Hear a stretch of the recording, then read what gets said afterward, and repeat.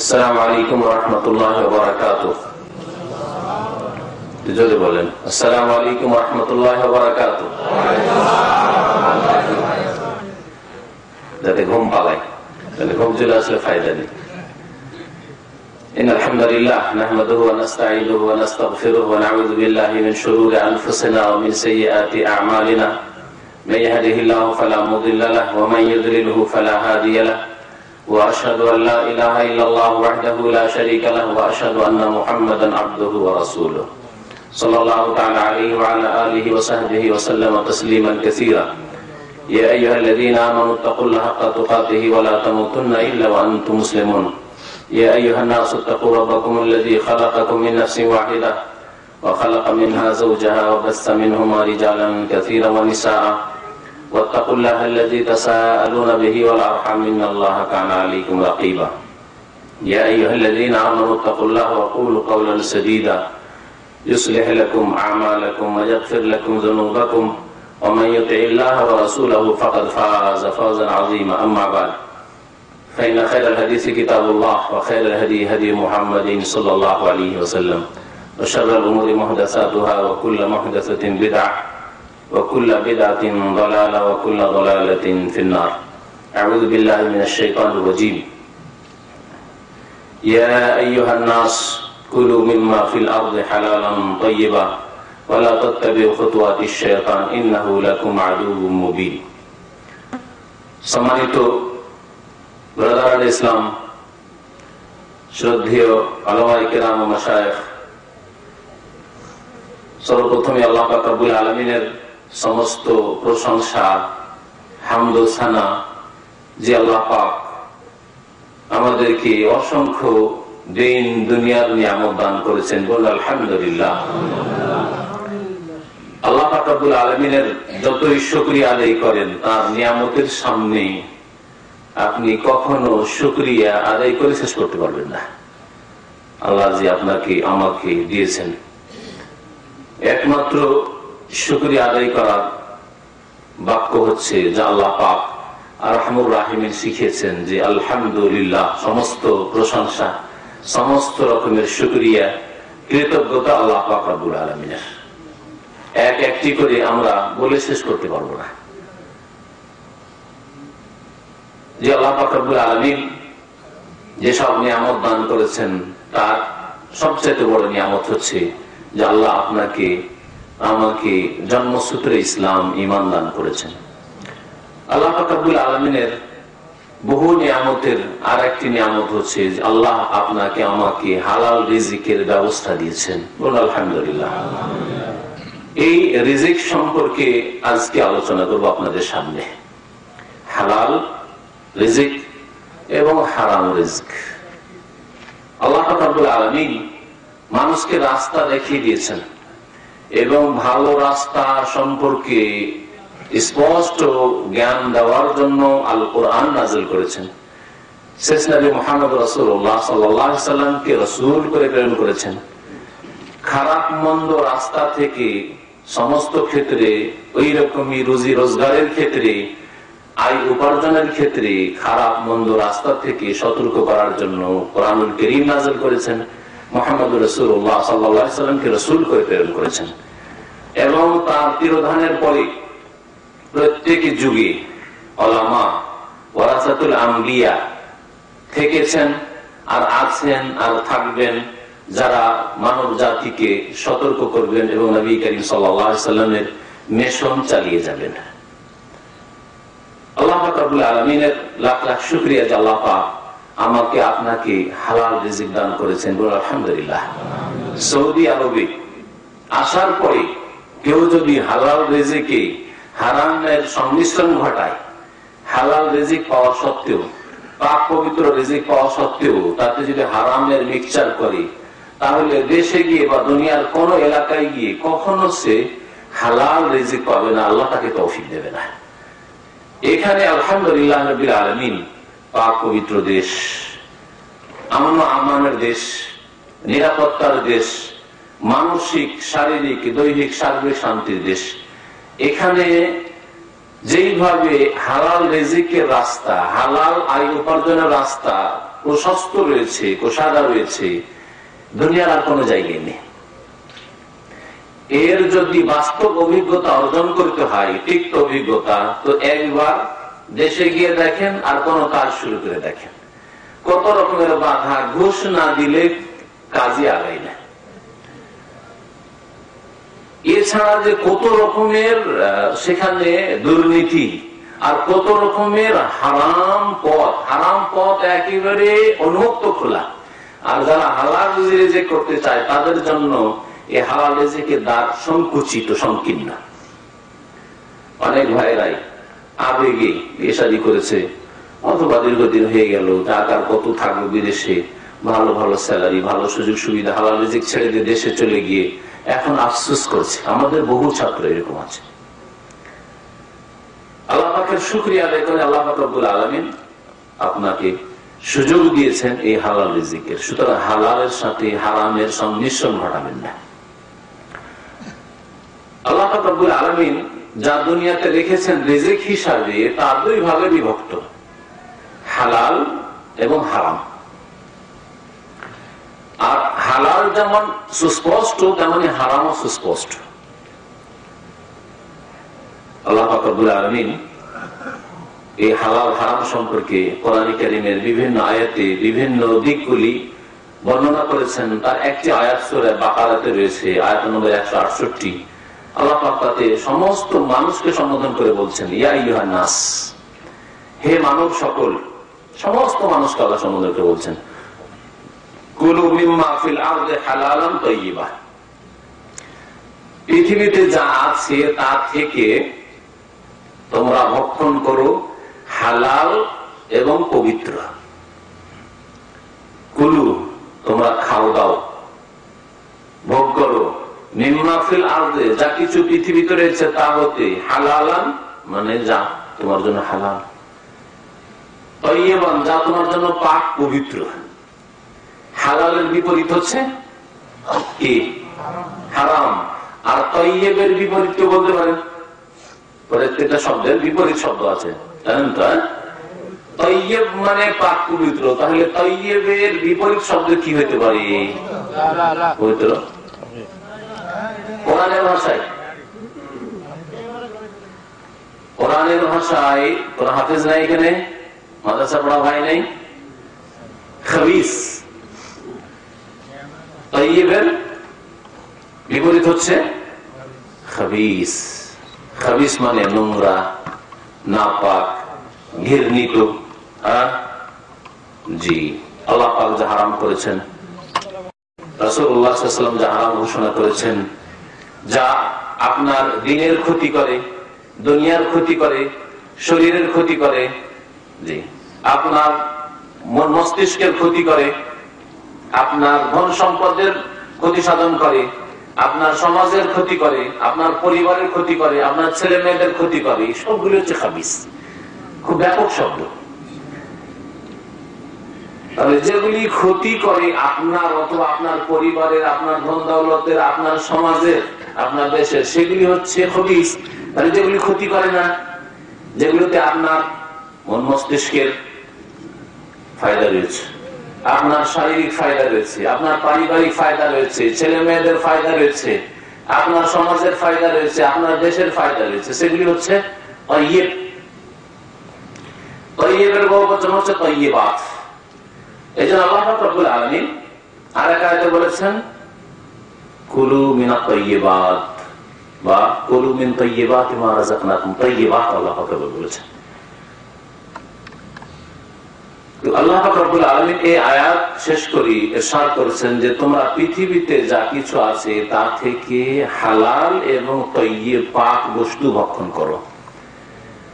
আর যদি হালাল পাক বস্তু ভক্ষণ না করো, তাতে হারামের সংমিশ্রণ করো অথবা খবিস নোংরা বস্তুর সংমিশ্রণ ঘটাও, তাহলে এটা শয়তানের অনুসরণ করা হবে। ওয়ালা তাত্তাবিউ খুতুওয়াতিশ শাইতান, তোমরা শয়তানের পায়ে পা দিও না, শয়তানের কদমে কদম রাখিও না, শয়তানের পদাঙ্কের অনুসরণ করিও না। ওয়ালা তাত্তাবিউ খুতুওয়াতিশ শাইতান ইন্নাহু লাকুম আদুউম মুবিন, কারণ শয়তান তোমাদের প্রকাশ্য শত্রু। আপনাকে হারাম খেতে গিয়ে খুব মজা লাগলো, কারণ শয়তান মজা লাগাচ্ছে। হারাম ভোগ করতে, হারাম খেতে, হারাম পান করতে, হারাম টাকা পকেটে ঢুকাতে, হারাম জিনিসের ব্যবহার করতে মজা লাগে, কারণ শয়তান মানুষের জন্য সুসজ্জিত করে তা পেশ করে। আল্লাহ রাব্বুল আলামিন এই বিষয়টি কোরআনে কারীমের একাধিক আয়াতে উল্লেখ করেছে, ওয়াযায়্যানা লাহু শাইতান আমালাহু, শয়তান মানুষের জন্য তাদের কর্মগুলিকে সুসজ্জিত করে অলংকৃত করে পেশ করে, মজা লাগে। আল্লাহ পাক রব্বুল আলামিন এই জন্য শয়তানের কদমে কদম রাখতে নিষেধ করে, শয়তানের পেছনে পেছনে চলতে নিষেধ করেছেন। যেই ব্যক্তি হালাল ছাড়া হারাম খেলো, আংশিক হোক অথবা পুরো হোক, যেই ব্যক্তি তাইয়্যিব পাক পবিত্র ছাড়া খবিস নোংরা বস্তু খেলো বা ব্যবহার করলো, পরিধান করলো, সে শয়তানের অনুসরণ করলো। আল্লাহ পাক রব্বুল আলামিন কত দয়াবান, মানব জাতিকে সাবধান সতর্ক করে দিচ্ছেন দুশমন থেকে। যদি আল্লাহ সতর্ক সাবধান না করতেন, তাহলে ভালো ভালো মানুষ আজকে তারা গুমরাহ হয়ে শয়তানের অনুসরণ করত। ইন্নাহু লাকুম আদুউম মুবিন, শয়তান তোমাদের প্রকাশ্য শত্রু। শয়তান ওই যে শুরু করেছে আদম আলাইহিস সালামের জামানা থেকে শত্রুতা করতে, কিয়ামত পর্যন্ত এই শত্রুতা অব্যাহত থাকবে। সুতরাং সাবধান। হালাল এবং তাইয়্যিব, এই দুটি বিষয় সম্পর্কে আপনাদের সামনে আলোচনা করব। হালালের বিপরীত হচ্ছে হারাম। হারাম দুই রকমের, হারাম হচ্ছে দুই রকমের। এক হারাম এমন বস্তুগুলি যেগুলিকে আল্লাহ পাক রব্বুল আলামিন হারাম করেছেন খাওয়া বা পান করা, সেগুলি কখনো হালাল করা যাবে না, হারাম, ওই বস্তুগুলি হারাম। আর দ্বিতীয় কিছু হারাম জিনিস রয়েছে যেগুলি আসলে হালাল ছিল, কিন্তু বহিরাগত কারণে, বিশেষ কোন কারণে সেই জিনিসগুলি হারাম হয়ে গেছে। আসলে জিনিসটা হারাম নয়, কিন্তু জিনিসটা আপনার কারণে হোক, অন্য কারো কারণে হোক, আপনার ছেলের কারণে হোক, আপনার স্ত্রীর কারণে হোক, আপনার জন্য হারাম হয়ে গেছে। উদাহরণ দিলে বুঝতে পারবেন। আল্লাহ পাক রব্বুল আলামিন যেসব জিনিসকে হারাম করেছেন আসলেই হারাম। আল্লাহ পাক বলছেন, ইন্নামা হারামা আলাইকুমুল মাইতা, মৃত জন্তু, গরু যদি মরে যায়, বকরি ছাগল মরে গেছে, মুরগি মরে গেছে, হালাল হবে? জবাই করে হালাল হবে? জমজমের পানি দিয়ে কোনো মতে হালাল হবে না, তাই না? হারাম হয়ে গেছে। ইন্নামা হারামা আলাইকুমুল মাইতা, আল্লাহ পাক তোমাদের জন্য মৃত জন্তুকে যেগুলি জবাই করা ফরজ, তাহলে হালাল হবে। মাছের ক্ষেত্রে নাই, পানির যেগুলি জন্তু সেগুলি না, স্থল পশু প্রাণী পাখি যেগুলি হারাম আল্লাহ পাক রব্বুল আলামিন করেছেন, বা সেগুলি তো হারাম আছে, কিন্তু এটা মুর্দা মরে গেছে সেই কারণে সেটা হারাম, আর সেটা কখনো হালাল হবে না। ওয়াদাম, আল্লাহ বলছেন রক্ত হারাম করেছেন। কেউ যদি রক্ত পান করে, রক্তকে হালাল করা যাবে? দুধে যদি মিক্স করে খান, জমজমে মিশিয়ে খান, কোন মতে হালাল হবে, রক্ত হারাম। লাহমাল খিনজির, শরীর গোশত হালাল হবে?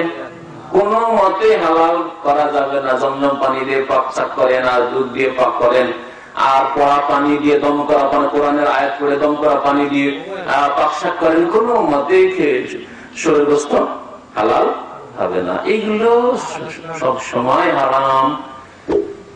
এর উদাহরণ এরকম বহু হারাম রয়েছে। মদ, মাদক দ্রব্য, গাঁজা, হেরোইন হারাম না হালাল? হারাম। এগুলি সব সময়ের জন্য হারাম। হালাল পয়সা দিয়ে কিনেন আর হারাম পয়সা দিয়ে কিনেন, সব অবস্থায় হারাম। আর বাকি অনেকগুলি হারাম রয়েছে যেগুলি আসলে হালাল ছিল, কিন্তু আপনার কারণে বা অন্য কারো কারণে হারাম হয়ে গেছে। রিয়াল হালাল না হারাম? হালাল। ভাত হালাল, গোশত হালাল, কিন্তু যদি চুরি করা গোশত হয়, লোকের সাথী সঙ্গে পাক করে রেখেছে, আর বেচারা ডিউটিতে গেছে যে সন্ধ্যাবেলা এসে খাবো, আর আপনি চুপ করে কিছুটা গোশত বের করে খেয়ে দিলেন। অনেক ব্যাচেলররা এরকম করে, সব আছে। গ্যাস ব্যবহার করা, গ্যাস দিয়ে পাক করা হালাল না হারাম? হালাল। কিন্তু অনেক ব্যাচেলাররা করে কি, অপর গ্যাস ব্যবহার করে। এখন না, ও ডিউটিতে 12 ঘন্টা ডিউটিতে আসবে না, নিজের গ্যাসটা বাদ দিয়ে বা নিজের গ্যাস অন্যের গ্যাস দিয়ে চুপচাপ পাক করছে। হালাল জিনিসটা আপনার হারাম হয়ে গেল। জি, রিয়াল বললেন যে হালাল, তাই না? রিয়াল যদি আপনার মেহনত করা রিয়াল, মেহনত করেছেন, হালাল মেহনত, মালিকের কাজ করেছেন আর কিনেছেন, স্যালারি বেতন নিয়েছেন, হালাল না হারাম? হালাল। কিন্তু এই রিয়াল যদি ইনকাম করেন জাল একামত তৈরি করে, অনেকে চুপ আছেন, মানে অনেকে মনে হয় জাল একামত তৈরি করা জায়েজ মনে করছেন নাকি? না, যতই মুসিবতে থাকেন না, আল্লাহর উপর তাওয়াক্কুল করুন, ভরসা করুন, আর নাজায়েজ হারাম কাজ করিয়েন না, দেশে চলে যান, আল্লাহ ওই রিজিকে বরকত দেবে। কিন্তু আপনি জালে কামা, আপনার ভাই কামা হয় না, জালে কামা তৈরি করবেন, অথবা এক শ্রেণীর লোকেরা বসে আছে ইসলাম খ্রিস্টান ইত্যাদি নিয়ে বসে আছে, বা মিডিয়াম হয়ে বসে আছে, ওয়াস্তা হয়ে কারোর মাধ্যমে ওই জালিয়াতি করে জালে কামা তৈরি করে দিচ্ছে, আর কত লোককে যে বালা মুসিবতে ফাঁসাচ্ছে আল্লাহ পাক ভালো জানে। তাহলে জাল একামা তৈরি করে দিয়ে, জাল পাসপোর্ট তৈরি করে দিয়ে, জাল ড্রাইভিং লাইসেন্স তৈরি করে দিয়ে যেসব আয় উপার্জন করলেন, রিয়ালটা আসলে তো হালাল ছিল, কিন্তু এই যে জাল এসব করে অবৈধভাবে রিয়ালটা ইনকাম করা হয়েছে, সেসব রিয়ালটা কি হয়ে গেল হারাম। ওই রিয়ালগুলি দিয়ে আপনি নিজে ভাত রুটি খাবেন, গোশত খাবেন, হালাল হবে না হারাম? হারাম। আপনার ছেলে মেয়েকে খাওয়াবেন আপনি, আপনার ছেলে মেয়ে হালাল খেলো না হারাম?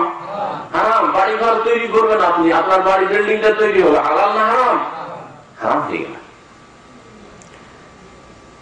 তাহলে হারাম হচ্ছে এইরকমই দুই প্রকার। হারাম যতগুলি আছে সেগুলির হিকমত রহস্য আমরা উদ্ঘাটন করতে পারি আর না পারি। আপনি সায়েন্স জানেন না, অথবা সায়েন্স জানলেও সায়েন্স মানুষেরই বিদ্যা, সুতরাং সীমিত বিদ্যা, তা দিয়ে ওর ক্ষতি জানতে পারি আর না পারি। আল্লাহ পাক যা হারাম করেছেন তাতে অবশ্যই ক্ষতি আছে, আমার দুনিয়ার ক্ষতি আছে, না হয় দিনের ক্ষতি আছে, ইহকালে ক্ষতি আছে, না হয় পরকালে ক্ষতি আছে, আপনার ক্ষতি আছে, না হয় আপনার ছেলে মেয়ের ক্ষতি আছে, ক্ষতি আছে, এক্ষুনি ক্ষতি আছে, না হয় পরক্ষণে ক্ষতি আছে, কিন্তু ক্ষতি আছে। এই জন্য আল্লাহ পাক রব্বুল আলামিন হারাম করেছেন। আল্লাহ পাক রব্বুল আলামিন তাহলে শুয়োরের গোশত, কুকুরের গোশত, বিড়ালের গোশত, গাধার গোশত, হাতির গোশত হারাম করেছেন, কারণ এতে আমাদের ক্ষতি আছে। আল্লাহ পাক খাসি, গরু, মোরগ ইত্যাদি হালাল করেছেন, এতে আমাদের লাভ আছে, ক্ষতি তেমন নেই। আর যদি সামান্য কিছু কারোর জন্য ক্ষতি থাকে শারীরিক ভাবে, তাদের ফায়দার দিক বেশি আছে, যার ফলে আল্লাহ পাক এগুলিকে তাইয়্যিবাত বলেছেন এবং এগুলোকে হালাল করেছেন। এ হচ্ছে হালাল এবং হারাম। হারামকে চেনার ক্ষেত্রে, হারামকে চেনার ক্ষেত্রে একটি কথা মনে রাখবেন, সেটা হচ্ছে যে যেই জিনিসগুলি আমি লক্ষণ করে দিয়ে ইঙ্গিত করেছি, যেই জিনিসগুলি আপনার মস্তিষ্কের ক্ষতি করে বা শরীরের ক্ষতি করে বা আপনার পরিবারের ক্ষতি করে, আপনার সমাজের ক্ষতি করে, সেই জিনিসগুলি হালাল হতে পারে না হারাম? হারাম। সেগুলি কখনো হালাল হতে পারে না। যে জিনিসগুলি এই রকমের ক্ষতি করে, দিন দুনিয়ার ক্ষতি করে, সেই জিনিসগুলি কখনো তাইয়্যিব হতে পারে না, সেগুলি হচ্ছে খবিস। নবী করিম সাল্লাল্লাহু আলাইহি সাল্লাম সম্পর্কে একটি আয়াত রয়েছে, সেই আয়াতটি আল্লাহ পাক ইরশাদ করেছেন সূরা আরাফে, যে নবী সাল্লাল্লাহু আলাইহি সাল্লামকে আল্লাহ কেন প্রেরণ করেছেন? ইউহিল্লু লাহুমুত তাইয়্যিবাত, নবীউল উম্মি, যার অক্ষরের কোনো জ্ঞান ছিল না, তারপরে সারা দুনিয়ার সবচেয়ে বড় উস্তাদ শিক্ষক রাসূলুল্লাহ সাল্লাল্লাহু আলাইহি সাল্লাম, তার সম্পর্কে আল্লাহ পাক বলছেন যে তার মিশন হচ্ছে, তার ডিউটি হচ্ছে ইউহিল্লু লাহুমুত তাইয়্যিবাত, মানব জাতির জন্য পাক পবিত্র বস্তুগুলিকে তিনি হালাল করতে এসেছেন, হালাল ঘোষণা করতে এসেছেন। ওয়া ইউহাররিমু আলাইহিমুল খাবায়েস, এবং মানব জাতির জন্য খবিস নোংরা বস্তুগুলিকে হারাম ঘোষণা করার জন্য তিনি প্রেরিত হয়েছিলেন। রাসূলুল্লাহ সাল্লাল্লাহু আলাইহি ওয়াসাল্লামকে আল্লাহ পাক এই জন্য পাঠিয়েছিলেন। সুতরাং হালাল হারাম আপনার মন মেজাজের উপরে ছেড়ে দেওয়া হয়নি, যে আপনার মেজাজে লাগছে যে এটা হারাম, ভালো নাই, ভালো নাই, এটা ভালো লাগছে, ভালো লাগছে না, এর উপরে ছেড়ে দেওয়া হয়নি, বরং এই কাজ করার জন্য রাসূলুল্লাহ সাল্লাল্লাহু আলাইহি ওয়াসাল্লামকে পাঠানো হয়েছে আল্লাহর পক্ষ থেকে জানিয়ে দেওয়ার জন্য যে কি আপনার জন্য হালাল আর কি আপনার জন্য হারাম। একটি উদাহরণ দিই, তারপর অন্যদিকে যাব হালাল হারাম সম্পর্কে। এখনই আপনারা বললেন যে যেসব জিনিসে মানুষের মস্তিষ্কের ক্ষতি করে, শরীরের ক্ষতি করে, পরিবেশের ক্ষতি করে, সমাজের ক্ষতি করে, পরিবার ছেলে মেয়েদের ক্ষতি করে, সেগুলি হালাল হতে পারে না, সেগুলি হচ্ছে হারাম। সেগুলি তাইয়্যিবা পাক পবিত্র হতে পারে না, সেগুলি হচ্ছে খাবিস নোংরা বস্তু। তাহলে মদ খেলে মস্তিষ্কের বিকৃতি ঘটে, গাঁজা মস্তিষ্কের বিকৃতি ঘটে, শরীর ধ্বংস হয়ে যায়, তাই না? সুতরাং মাদক দ্রব্য হচ্ছে হারাম। আসেন এখন বিড়ি, সিগারেট, তামাক, জর্দা, এই তামাক জাতীয় যত বস্তু আছে এগুলি কোন ক্যাটাগরিতে পড়বে? আপনারা জানলেন যে হয় হালাল না হয় হারাম, দুটো। আর জানলেন যে হয় তাইয়্যিব না হয় খবিস, পাক পবিত্র ভাত রুটির মতো, আর না হলে খবিস নোংরা। ভাত রুটি মস্তিষ্কের ক্ষতি করে না, শরীরের ক্ষতি করে না। আপনার ছেলে মেয়েদের ভাত রুটি খাচ্ছেন, আপনার ছেলে মেয়েদের সামনে, তাদের ক্ষতি করে না, এতে আপনার স্ত্রীর ক্ষতি করে না, আপনার সমাজেরও ক্ষতি করে না, অর্থেরও ক্ষতি করে না। কিন্তু তামাক জাতীয় জিনিস, সিগারেট আপনার শরীর ক্ষতি করে না, করে না? করে। আপনার ছেলে মেয়েদের যখন ধোঁয়া ছাড়েন, ছেলে মেয়েদের সামনে ক্ষতি হয় না, হয় না? জি। স্ত্রীর পাশাপাশি যখন শুইতে যাচ্ছেন, বসতে যাচ্ছেন, কথা বলছেন, আর আপনার মুখের দুর্গন্ধ পচা সরা, তাতে তার ক্ষতি হয় না, হয় না? ক্ষতি হয়। আপনার অর্থের ক্ষতি হচ্ছে না, হচ্ছে না? বিনা ফায়দাতে ক্ষতি হচ্ছে, জাহান্নামী খাবার। আমি বলি যে এই বিড়ি, সিগারেট, এই তামাক জাতীয় জিনিস হচ্ছে জাহান্নামী খাবার। জাহান্নামী খাবারের গুণ সম্পর্কে আল্লাহ পাক রব্বুল আলামিন সূরা গাশিয়াতে বলেছেন যে লাইসা লাহুম তাআমুন ইল্লা মিন দারি'in লা ইউসমিনু ওয়া লা ইউগনি মিন জু। খাদ্যের উদ্দেশ্য কি? মানুষ যে খায়, ভাত খান, রুটি খান, উদ্দেশ্য কি? দেখি আপনাদের ব্রেন থেকে বলেন। হ্যাঁ, ক্ষুধা নিবারণ একটা উদ্দেশ্য। দ্বিতীয় উদ্দেশ্য শরীরকে সুস্থ রাখা। দুটো উদ্দেশ্য। মানুষের পেটে খাবার দেওয়ার উদ্দেশ্য হচ্ছে যে খিদা দূর করা, কারণ মানুষের পেটের চাহিদা আছে, সেটা দূর করতে হবে। দ্বিতীয় হচ্ছে শরীরটাকে সুস্থ রাখা। এই জন্য স্বাস্থ্যকর খাবার খান, স্বাস্থ্যের জন্য ক্ষতিকর খাবার কখনো আপনি খাবেন না। জাহান্নামী খাবার সম্পর্কে আল্লাহ পাক রব্বুল আলামিন বলছেন যে এমন খাবার দেওয়া হবে, দারি নামক কণ্টকযুক্ত খাবার, লা ইউসমিনু, যা শরীরের জন্য স্বাস্থ্যকর নয়, শরীর তাতে ভালো হবে না, ওয়া লা ইউগনি মিন জু, আর তাতে খিদাও দূর হবে না। জু মানে খিদা, তাতে ক্ষুধা নিবারণ হবে না। বিড়ি, সিগারেট, জর্দা, তামাক, দিনে যদি 50টা সিগারেটও খান, আজকে 20টা সিগারেট খেয়েছি, সেজন্য দুপুরের খানা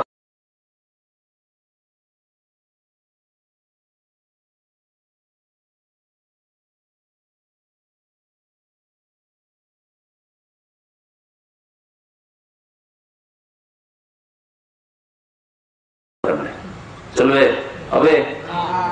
তাহলে খিদা দূর করাতেও কাজে আসে না যে আজকে দুপুর খাবার লাগবে না, রাতের খাবার লাগবে, রাত আজকে বিড়ি খেয়ে থেকে যাবো, সিগারেট খেয়ে থেকে যাবো, জর্দা খেয়ে থেকে যাবো, এটা হয় না।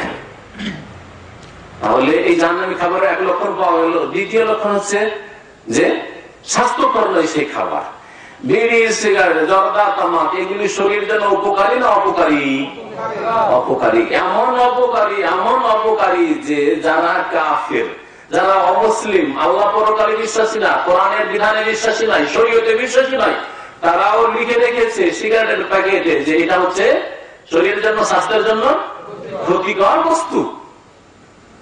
সতর্ক করে দিয়েছে, বিক্রি করেছে, সতর্ক করে দিয়েছে। তাহলে জাহান্নামী খাবার না? বিড়ি, সিগারেট, জর্দা, তামাক, গুল, খৈনি, যতগুলি জিনিস আছে এই ধরনের জিনিস, সেগুলি। আর ঢালা হারে খাচ্ছে বিড়ি, সিগারেট যারা খাচ্ছে, তারা কে আমাদের দেশের মোল্লারা যারা জর্দা দিয়ে পান খায়, তারা একটু অভদ্র বলে, হ্যাঁ বিড়ি সিগারেট খায়। আর ওরা যে ভদ্রতার সাথে হারাম খাচ্ছে, পার্থক্য শুধু একটু। পানে জর্দা দিয়ে ভদ্রতার সাথে হারাম খাচ্ছে, আর বিড়ি সিগারেট যারা খাচ্ছে এই ঘুষে ঘুষে খাচ্ছে অভদ্রতার সাথে খাচ্ছে, আর কোনো পার্থক্য নেই। এরা হারাম খাচ্ছে, ওরা হারাম খাচ্ছে। খাবাইস আল্লাহ পাক রব্বুল আলামিন দুনিয়াতে যা কিছু রেখেছেন মানুষ ভক্ষণ করছে দুই ভাগে বিভক্ত, তাইয়্যিবাত আর খাবাইস। আচ্ছা, ভাত রুটি জুস বাথরুমে বসে খেতে পারবেন? কখনো রুচি হবে না যে ভাতের প্লেট নিয়ে বাথরুমে বসে আছেন, এদিকে পেশাব পায়খানাও চলছে আর খাচ্ছেন। এটা অমুসলিমও রুচি করে খেতে পারবে না। পক্ষান্তরে বিড়ি সিগারেট, অধিকাংশ বিড়ি সিগারেট খোরেরা আর জর্দা দিয়ে যারা পান খায়, পান চিবাচ্ছে আর এদিকে কাজা কাজা করছে। বিড়ি সিগারেট অনেকে বলে, এরকম শুনে থাকি, পরোক্ষ ভাবে শুনে থাকি, যে ওদের পায়খানায় খোলাসা হয় না যতক্ষণ পর্যন্ত সকালবেলা গিয়ে বাথরুমে একটা বিড়ি ধরে বা সিগারেট ধরে না বসবে। খবিস জায়গায় গিয়ে খবিস জিনিস খায়, তাইয়্যিবা কখনো খায় না। আর ভালো জায়গায় ভালো জিনিস খায়।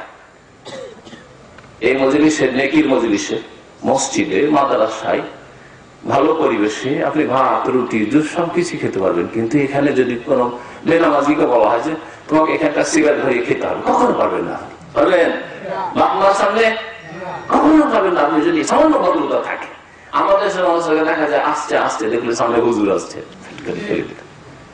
হ্যাঁ, যেহেতু হুজুরকে একটু চিনে জেনে নিবে যে আমি খাচ্ছি, বা দেখে নিবে, জানে যে খাই, কিন্তু না, ওর সামনে খাওয়া যাবে না, হুজুরের সামনে খাওয়া যাবে না, বাবার সামনে খাওয়া যাবে না, শ্বশুর বাবার সামনে খাওয়া যাবে না, ফেলে দিলে দেখে। তো ভালো জিনিস যদি হইতো অবশ্যই খেতে পারতেন। শ্বশুরের কাছে বসে বসে ভাত রুটি খেতে পারছেন, আর বিড়ি সিগারেট কেন খেতে পারছেন না? তাহলে বোঝা গেল যে হারাম।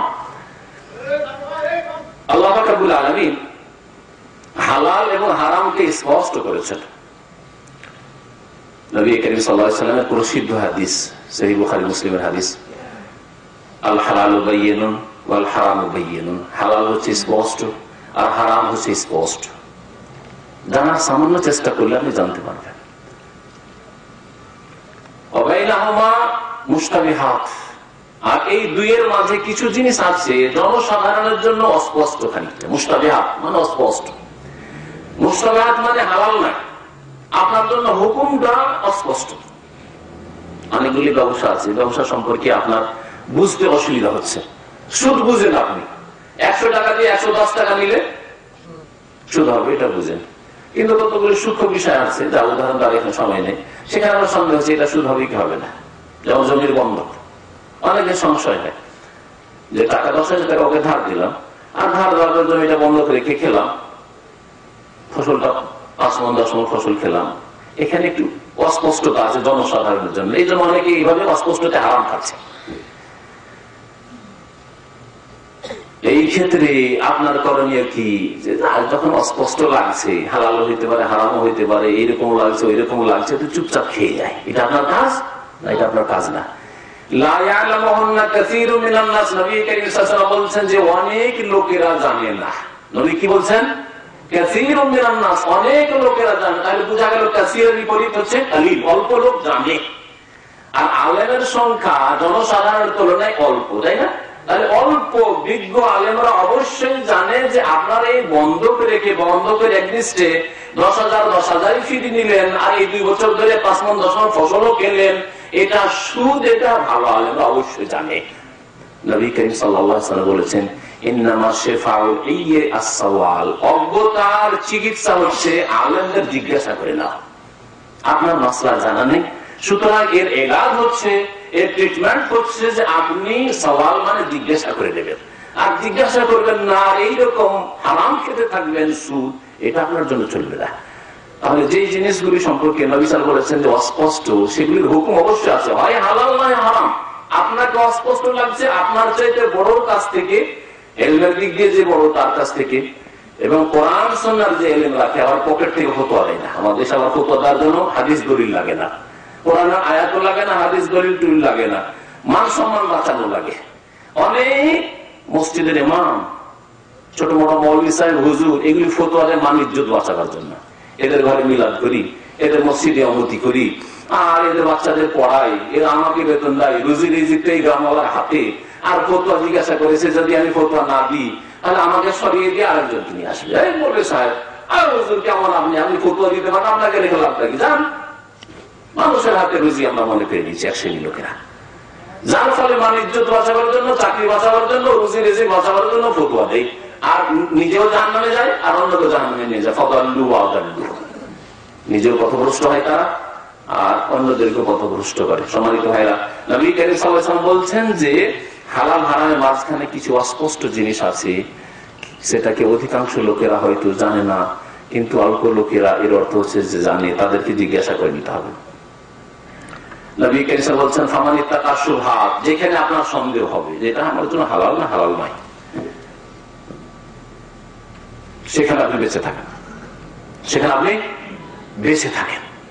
এতে আপনার ঈমান আমলের হেফাজত আছে, এতে আপনার দ্বীনের হেফাজত আছে, এতে আপনার জান্নাতের হেফাজত আছে, জান্নাত নষ্ট হবে না। আপনি একটা হারাম জিনিস যদি ছেড়ে দেন সতর্কতামূলক, কোন গুনাহ হবে না, সতর্কতামূলক ছেড়ে দিচ্ছেন, কি জানি ঠিক হয় কি হয় না, ছেড়ে দিন। কিন্তু একটা হারাম যদি যে সন্দেহ আছে তারপর হারাম কাজ করে না, তাহলে জান্নাতে যেতে হতে পারে।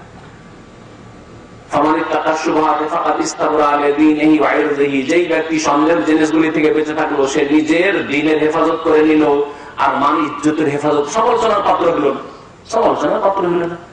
আপনি একটা সন্দেহের জিনিস করছেন, আপনি হয়তো তার হুকুম সম্পর্কে একটু সন্দিহান ছিলেন আর করে ফেললেন আর খেয়ে ফেললেন, আর অন্য লোকেরা তখন সুযোগ করে দেখো দেখো এই লোকটা এইরকম কাজ করছে, এইরকম ব্যবসা করছে, সমালোচনার পাত্র হয়ে পড়ে দাঁড়িয়ে। বলছেন আর যেই ব্যক্তি সন্দেহে পড়ে গেল, মানে সন্দেহের কাজে লিপ্ত হয়ে গেল, সন্দেহ লাগছে তারপরে খেয়ে ফেললো, সন্দেহ লাগছে তারপরেও ব্যবসা শুরু করে দিল, ওয়াকাফিল হারামে, সেই ব্যক্তি হারামে লিপ্ত হয়ে গেল, হারাম কাজ করলো, হারাম খেয়ে ফেললো। নবী করিম সাল্লাল্লাহু আলাইহি ওয়াসাল্লাম এর উদাহরণ দিয়েছেন, রাখাল যখন গরু ছাগল চড়ায় আর চড়াতে চড়াতে আইল বুঝেন তো না, আইল কি বলেন, জমির সীমানা আইল, নিজের মালিকের জমিতে চড়াতে চড়াতে আইলে যদি চড়াতে চলে যায় তাহলে তার জন্য কি আশঙ্কা আছে, চট করে আরেকজনের জমিতে আরেকজনের ফসলে মুখ দিয়ে দিতে পারে, খেয়ে নিতে পারে ওই গরু ছাগলগুলি, তাহলে হারাম কাজ করলো, গুনার কাজ করলো। ওই রকমই যেই ব্যক্তি সন্দেহের জিনিসে পড়লো, সন্দেহের কাজ করলো, সন্দেহের ব্যবসা করলো, সন্দেহ আছে রিজিকে তারপরে খেলো, ওয়াকাফিল হারামে, সেই ব্যক্তি হারামে লিপ্ত হয়ে গেল। আল্লাহ পাক রব্বুল আলামিন যেন আমাদের হালাল রিজিকে বরকত দান করেন এবং হারাম রিজিক থেকে আমাদেরকে বেঁচে থাকার তৌফিক যেন দান করেন। হারাম রিজিক খেলে, হারাম রিজিক খেলে দুনিয়ারও ক্ষতি আছে আর আখিরাতের ক্ষতি আছে, যদিও দেখে বড় অঙ্ক লাগছে। অনেক সময় টাকা পয়সা যখন ইনকাম হয়ে আসে, হারাম দিয়ে আর অনেক টাকা আসে, তখন লোভ সামলাতে পারেন না, মানে কিন্তু 2-4 টাকার লোভ সামলাতে পারেন না, আর বেশি অঙ্কের টাকা আসলে তো আরো মুশকিল। সিনেমা হল খুলে মুসলমান দেশে ইনকাম করছে, দিনে হাজার হাজার লাখ লাখ টাকার ইনকাম হয়ে আসছে, এত বড় ইনকাম কি করে ছেড়ে দিই, লোভ সামলাতে পারে না। অনেকে অল্প টাকায় লোভ সামলাতে পারে না, ক্যাশে বসে মালিকের জিনিসপত্র বিক্রি করে দোকানপাটে বাকালায়, আর ওখান থেকে 1 রিয়াল 2 রিয়াল করে চুরি করে, বেশি না, সকালের নাস্তায় 2 রিয়াল কফিলের খায়, নিজের বেতন থেকে না খেয়ে কফিলের খায়, অথচ কফিলের অনুমতি নেই। এইভাবে মনে করলেন আমার সাদিক বন্ধু দোকানে এসছে তো ওকে খাওয়াবো, আবার আমার পকেট থেকে কি খাওয়াবো, আমি তো বাকালাতে আছি তো উঠিয়ে দিয়ে দিলাম, আর এটাকে আমার জন্য হালাল মনে করলাম। আপনার সাদিক বন্ধু, আপনার কফিলের তো সাদিক বন্ধু না। এগুলিতে অনেক সময় আপনার কি হচ্ছে, সন্দেহ হচ্ছে সাধারণ মানুষ হিসাবে, যে আমি যখন এখানে মেহনত করছি আর আমার বন্ধু এই দোকানে আসলো মালিকের, এমন অসুবিধা কি 2 রিয়ালের খাওয়াইলাম, হয়তো জায়েজ না, কখনো না। এই সন্দেহ থেকে বেঁচে, এটা হচ্ছে আইন, আল্লাহ পাকের সীমানা, তিলকা হুদুদুল্লাহ ফালা তা'তাদুহা, এগুলি হচ্ছে আল্লাহ পাকের সীমারেখা, আল্লাহ পাকের সীমানা। খবরদার এই সম্পর্কে তোমরা বাড়াবাড়ি করিও না, সীমা লঙ্ঘন করিও না। আল্লাহ পাকের সীমানা যে পার করে যাবে তারাই হচ্ছে জালিম, আল্লাহ পাক বলছেন। সম্মানিত ভাইরা, বলছিলাম যে হালাল রিজিকে বরকত রয়েছে, যদিও দেখতে অল্প হয়, আর হারাম রিজিকে যদিও দেখতে অনেক বেশি হয়, তাতে কোনো বরকত নেই, তাতে কোনো শান্তি নেই। দুনিয়ার ক্ষতি, আখিরাতের ক্ষতি। এই দুনিয়ার ক্ষতিটা বেশি করে আপনাদের বোঝাবার চেষ্টা করব, কারণ দুনিয়ার ক্ষতি যদি হয় তো মানুষ বেশি সতর্ক হবে। পক্ষান্তরে আখিরাতের ক্ষতি যদি বলি, তো আজকাল অধিকাংশ মানুষের ওই সম্পর্কে দূরের ব্যাপার, অনেক দূরের এলাকা। যালিকা রাজুলুন বাঈদ। কাফেররা যখন নবী করিম সাল্লাল্লাহু আলাইহি ওয়াসাল্লাম মওতের পরে উঠতে হবে, জবাব দিতে হবে, আখিরাতের কথা, কিয়ামতের কথা বলতেন, তখন আয়েদা নিতে না, মরে যাবো, কুন্না তুরাবান, তারপরে মাটিতে মিশে যাব, তারপরে যালিকা রাজুলুন বাঈদ, তারপরে উঠে আসতে হবে, এটা অনেক দূরের কথা। আমরা এইরকম মুখে উচ্চারণ করে না বললেও আমাদের মুসলিম সমাজে অধিকাংশ মানুষ আমার আছে, কাজে কর্মে চালচলন আমরা বলছি, চালচলন ওইরকমই। পরকালের ব্যাপারটা অত গুরুত্বই দিতে চাই না। পরকালে আপনার কঠিন অবস্থা হবে হারাম রিজিক খেয়ে গেলে। হারাম রিজিক খেয়ে শরীরের গোশত, মাংস, ওজন যত বাড়বে সবগুলি জাহান্নামে যাবে। নবী করিম সাল্লাল্লাহু আলাইহি ওয়াসাল্লামের হাদিস মুসনাদ আহমদে আছে, আরো কয়েকটি মুসনাদ বাজ্জার, আবু ইয়ালা, বেশ কিছু কিতাবে আছে। হাদিসগুলি বিভিন্ন ভাষায়। নবী করিম সাল্লাল্লাহু আলাইহি ওয়াসাল্লাম বলেছেন, কুল্লু লাহমিন নাবাতা মিনাস সুহতি ফান্নারু আউলা বিহি। যে কোনো বস্তু, লাহম মানে কি, এই আপনার শরীরের বস্তু, আমার শরীরের বস্তু যদি তৈরি হয় নাবাতা মিনাস সুহতি মিনাল হারামি, হারাম খেয়ে তৈরি হয়, হারাম পান করে তৈরি হয়, ফান্নারু আউলা বিহি, তাহলে জাহান্নাম এই শরীরের, এই রক্তের, এই মাংসের হক দাঁড়াবে। নবী করিম সাল্লাল্লাহু আলাইহি ওয়াসাল্লামের আরেকটি হাদিস রয়েছে যে কুল্লু জাসাদিন গুযিয়া বিল হারাম, যেই বডি তৈরি হবে হারাম গিজা দিয়ে, মানে হারাম আহার দিয়ে, হারাম রুজি রিজিক দিয়ে, কানাতিন নারু আউলা বিহি, জাহান্নাম তার হকদার হবে। লা ইয়াদখুলুল জান্নাতা লাহমুন নাবাতা মিনাস সুহত। নবী সাল্লাল্লাহু আলাইহি ওয়াসাল্লাম আরেক হাদিসে রয়েছে, জান্নাতে ওই লোকের গোশত মাংস শরীর যাবে না, জান্নাত যাবে না, যার শরীরের গোশত রক্ত তৈরি হয়েছে হারাম খেয়ে, হারাম দিয়ে। আপনার ওজন ছিল যখন নাবালক ছিলেন 20 বছর, 30 বছর, 40 বছর, এই বয়সগুলিতে 20 কিলো, 30 কিলো, 40 কিলো, 50 কিলো, আর আজকে ওজন বাড়তে বাড়তে 60, 70, 80 কিলো ওজন হয়েছে। কিন্তু এগুলি সব অধিকাংশ হারাম খেয়ে বা হারামের মিক্সচারে, কিছু হালাল খেয়েছেন, কিছু হারাম। মুসলিম সমাজের লোক হালালও খায়, হারামও খায়, অধিকাংশ লোকেরা এইরকম হয়ে তৈরি হয়েছে। এই যত গোশত তৈরি হয়েছে, যত রক্ত তৈরি হয়েছে, এই শরীর জাহান্নামে যাবে, জান্নাতে যাবে না, নবী করিম সাল্লাল্লাহু আলাইহি ওয়াসাল্লাম বলেছেন। কিন্তু এইরকম আখিরাত সম্পর্কে হাদিস শুনে যে হারাম খেয়ে যদি আমি শরীর তৈরি করি, বডি তৈরি করি, হারাম যদি রুজি রিজিক করি, হারাম যদি আয়ু উপার্জন করি, তা জান্নাত যেতে পারবো না, এতে লা ইউহাররিকু সাকিনান, অধিকাংশ মানুষের মধ্যে হরকত আসে না, একটু ভয়ে তৈরি হয় না, চিন্তা তৈরি হয় না যে হাই কি করলাম, তাহলে আমাকে সংশোধন করতে হবে, তওবা করতে হবে। ইল্লা মান রাহিমাল্লাহ, অল্প কিছু লোক আছে যারা হয়তো সংশোধন করছে। কিন্তু যদি বলি দুনিয়ার ক্ষতির কথা, হ্যাঁ দুনিয়ার ক্ষতি আছে, বহু ক্ষতি আছে। তার মধ্যে একটি ক্ষতি হচ্ছে যে দুনিয়াতে আপনি বালা মুসিবতে পড়বেন যদি এই হারাম খান, হারাম উপার্জন করেন। হারাম উপার্জন দিয়ে অনেক টাকা পয়সা করলেন, কিন্তু দেখা যাচ্ছে আল্লাহ পাক আপনাকে ছাড় দিয়েছেন, ঢিল দিয়েছেন, 5 বছর, 10 বছর, 20 বছর, রাতারাতি বড় লোক হয়ে গেলেন, রাতারাতি লাখ টাকার মালিক, কোটি টাকার মালিক হয়ে গেলেন। কিন্তু দেখা গেল এত দ্রুত বালা মুসিবত আসলো, আপনার অপারেশন, আপনার স্ত্রীর অপারেশন, আপনার ছেলে মেয়ের অসুখ বিসুখ, আর চুরিয়া ডাকাতি ছিনতাই, এই 1 ঘন্টার বিপদ আপদ, 1 ঘন্টার বিপদ আপদ, এগুলি দুনিয়ার ক্ষতি।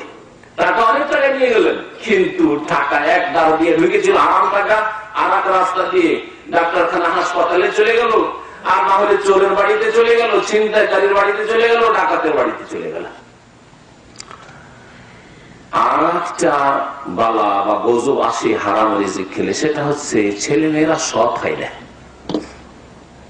হারাম টাকা পাঠিয়ে বাড়ি তৈরি করেছেন, আর সেই বাড়িতে আপনার স্ত্রী বসবাস করে, ছেলে মেয়েরা বসবাস করে। ওই হারাম টাকা ফুল অংশ বা কিছু অংশ দিয়ে আপনার ছেলে মেয়েরাকে ভালো ভালো স্কুলে পড়াচ্ছেন, ফিস দিয়ে পড়াচ্ছেন, হারাম টাকার মিক্সচার। ওই ছেলে মেয়ে কখনো পড়ে মানুষের মতো মানুষ, মুসলিম মানুষ হবে না, অসৎ মানুষ হবে, বেহায়া বেপরদা হবে। আপনার অবদ্ধ হয়ে, আপনার স্ত্রীর অবদ্ধ হয়ে প্রেম করে আপনার মেয়ে পালিয়ে যাবে, কোর্ট ম্যারেজ করবে। আপনার ছেলে আপনাকে উপেক্ষা করে আপনার অপছন্দ মোতাবেক আপনি পছন্দ করেন সেখানে গিয়ে ঘর বসাবে। এই রকমের বহু বালা মুসিবত আসবে পারিবারিক ক্ষেত্রে যদি আপনার রিজিকে হারামের সংমিশ্রণ থাকে। এগুলো হচ্ছে ক্ষতি। যেসব মানুষের ছেলে মেয়েরা অসৎ হয়, তার পিছনে বেশ কিছু কারণের মধ্যে লালন পালন তরবিয়ত, এটা তো কারণ আছেই যে আপনি হয়তো ভালো লালন পালন করেননি, কিন্তু আরেকটি যেটা বড় কারণ সেটা হচ্ছে যে আপনি ছেলে মেয়েদের হারাম খাওয়াইছেন, ছেলে মেয়েদেরকে হারাম খাইয়েছেন।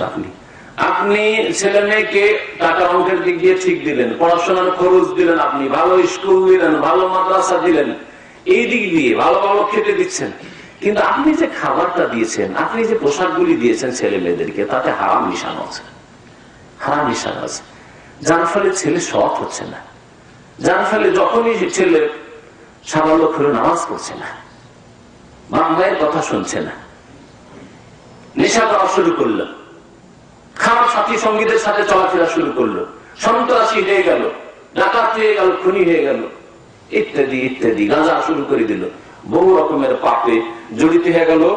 আপনার জন্য এখন মানসিক অশান্তি, বুড়ো বয়সে আপনি আর আপনার স্ত্রী বুড়া বুড়ি এখন হার্টের রোগী, ছেলে মেয়েদের চিন্তায় যে আমার ছেলে মেয়েগুলো সব অসৎ হয়ে গেল। কত লোক যে এরকম ভুগছি আল্লাহ পাক জানে। আমাদের দাম্মাম খোবারে এক লোক ছিল, নাম না বললে গিবত হবে না, বিনা নামে, দুটো মেয়ে ছিল, অনেক টাকার মালিক, বড় স্যালারিতে চাকরি করতো, চাকরি করার পরে পশ্চিমা দেশে চলে গেল, ইউরোপে চলে গেল কোন এক দেশে, আর যাওয়ার পরে সেখানে দুই মেয়ে যুবতীকে সেখানকার কলেজ ইউনিভার্সিটিতে পড়াতে লাগলো। দুই মেয়ে দুই খ্রিস্টানের সাথে বেরিয়ে চলে গেল, দুই খ্রিস্টানের সাথে ইমান গেল, দুনিয়া গেল, আখিরাত গেল, মান গেল, ইজ্জত গেল, সব গেল। আল্লাহ না করে আপনার আমার হয়, আল্লাহ যেন কবুল করেন। আল্লাহ পাক আমাদেরকে সৎ হওয়ার তৌফিক দান করেন, আমাদের ছেলে মেয়েদেরকে নেক সৎ বানাবার জন্য আল্লাহ পাক তৌফিক দান করেন। এর পিছনে কারণ আছে, এমনিতে আপনার দুটো মেয়ে ছিল, দুটোই বেরিয়ে চলে গেল, এমনি নয়, মুখস্থ কথা নয়, পিছনে নিশ্চয়ই স্টাডি করার প্রয়োজন রয়েছে, এটাকে ভালোভাবে অধ্যয়ন করার প্রয়োজন রয়েছে যে কেন এরকম হইল আমার। আপনি আপনার অবস্থা বেশি ভালো জানেন, আমি আমার অবস্থা বেশি জানি।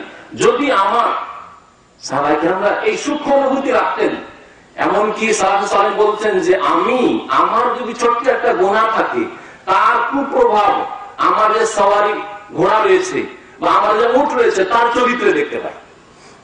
ঘোড়ার উপরে চড়ে লাফ দিল, ঘোড়ার পিঠে রাখতে চাই না, অথবা একটা লাফ ঝাড়লো, বুঝতে পারলাম যে আমি নিশ্চয় কোনো গুনাহ করেছি। এইরকম সূক্ষ্ম অনুভূতি তাদের ছিল। আর আপনার ছেলে লাভ মেরে দিয়ে যান নাকি, আপনার মেয়ে লাভ মেরে দিয়ে চলে যাচ্ছে কোর্ট ম্যারেজ করে, আর আপনার অনুভূতি এত মোটা মোটা খান মোটা বুঝেন যে বুঝার চেষ্টা করছেন না যে এমনটা কেন হইল। এগুলি নিশ্চয় আপনি হারাম খাওয়িয়েছেন, হারাম পড়িয়েছেন, হারাম তরবিয়ত করেছেন, আপনি ইসলামিক তরবিয়ত করেননি। তাদের যদি আপনি শারীরিক সেবা করে থাকেন, পরিচর্যা করে থাকেন, আপনি আধ্যাত্মিক সেবা করেননি। বাহ্যিক যদি আপনি লালন পালন মানে শরীরকে বড় করার জন্য, সুস্থ রাখার জন্য আপনি চেষ্টা করে থাকেন, কিন্তু মানসিক দিক থেকে, ইমানি দিক থেকে, রুহানিয়াতের দিক থেকে তাদেরকে মানুষ করার চেষ্টা করেননি আপনি। হারাম খেলে দুনিয়ার আর একটা ক্ষতির দিক হচ্ছে যে যারা হারাম খায় তাদের দোয়া কবুল হয় না। যারা হারাম খায় তাদের দোয়া কবুল হয় না। তাহলে আপনি চিন্তা করুন কত ক্ষতিগ্রস্ত একজন মুসলিম, কত না আল্লাহ পাকের কাছে দোয়া করে, কখনো দোয়া করে বাপ মায়ের জন্য রব্বির হামহুমা কামা রাব্বায়ানি সাগীরা, কিন্তু আল্লাহ বলছে তোর রিজিক হারাম, তুই যা উপার্জন করিস হারাম, তুই যা পরে আসিস কাপড়টা হারাম, তুই যে বাড়িতে বাস করিস তাতে হারাম লাগিয়ে রেখেছিস, তখন কি করে দোয়া কবুল হয়? তোর রব্বির হামহুমা কামা রাব্বায়ানি সাগীরা কবুল হবে না। দোয়া করছেন আপনি ছেলে মেয়েদের জন্য, ربي هب لي من الصالحين ربنا هب لنا من ازواجنا وذرياتنا قرة اعين واجعلنا للمتقين اماما ربي اوزعني ان اشكر نعمتك التي انعمت علي وعلى والدي وان اعمل صالحا ترضاه واصلح لي في ذريتي আল্লাহ আমার ছেলে মেয়েদেরকে ভালো করে দাও, ছেলে মেয়েদেরকে সৎ করে দাও। ইন্নী তুবতু ইলাইকা ওয়া ইন্নী মিনাল মুসলিমিন। আল্লাহ ওই দিক থেকে বলছেন যে হারাম করে, হারাম কি আসিস তুই তোর ছেলে মেয়েদেরকে হারাম খাওয়াইছিস, তুই হারাম টাকা দিয়ে বাড়ি তৈরি করেছিস, হারাম টাকা তুই বিদেশ থেকে নিয়ে এসছিস, হারাম উপার্জন করেছিস, তোর দোয়া কবুল হবে না। ছেলে মেয়েদের জন্য দোয়া করছেন কবুল হয় না, বাপ মায়ের জন্য দোয়া করলেন কবুল হয় না, নিজের জন্য দোয়া করছেন কবুল হয় না।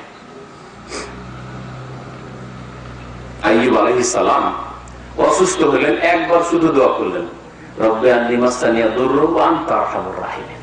ছোট্ট দোয়া, হে রব আন্নী মাসসানিয়া দুররু, আমি অসুস্থ হয়ে পড়েছি, আমাকে অসুস্থ রোগ ব্যাধি আমাকে স্পর্শ করেছে, ও আনতা আরহামুর রাহিমিন, আর তুমি সবচেয়ে বেশি দয়াবান।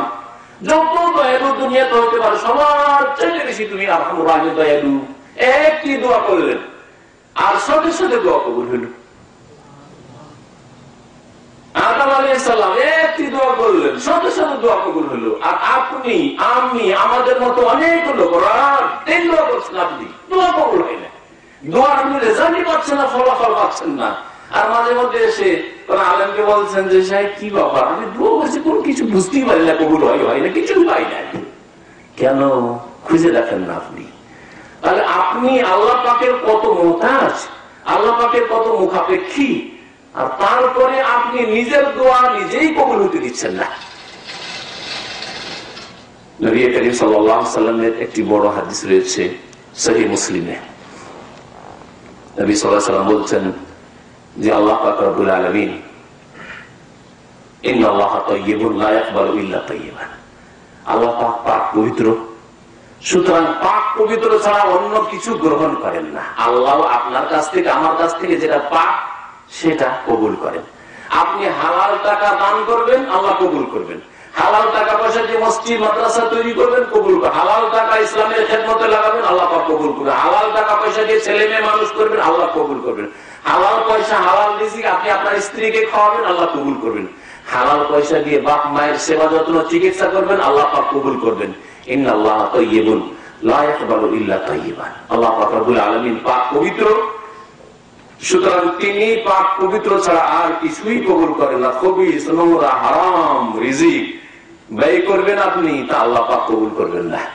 ওয়া ইন্নাল্লাহা আমারাল মুমিনিনা বিমা আমারা বিহিল মুরসালিন।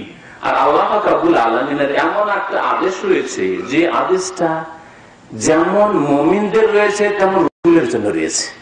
আল্লাহ পাকের একই রকমের নির্দেশ, যেই বিষয় সম্পর্কে আল্লাহ নির্দেশ দিয়েছেন মুমিন মুসলিমদেরকে, ঈমানদারদেরকে, যারা বিশ্বাসী তাদেরকে, ঠিক তেমনই ওইভাবে আল্লাহ পাক নির্দেশ দান করেছেন নবী রাসূলগণকে।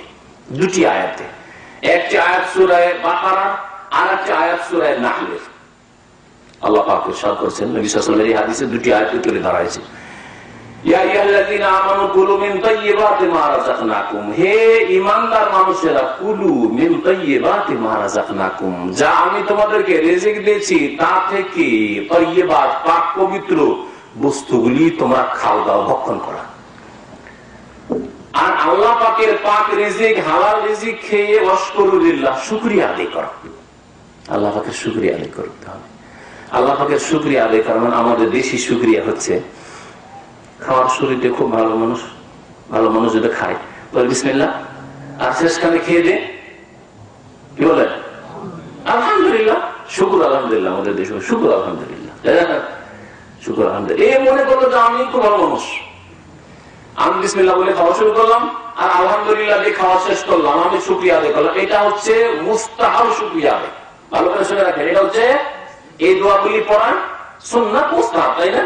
তাহলে সুন্নাত মুস্তাহাব শুকরিয়া আদায়, তাহলে তার আগে ফরজ শুকরিয়া আদায় আছে, ফরজ শুকরিয়া আদায় আছে।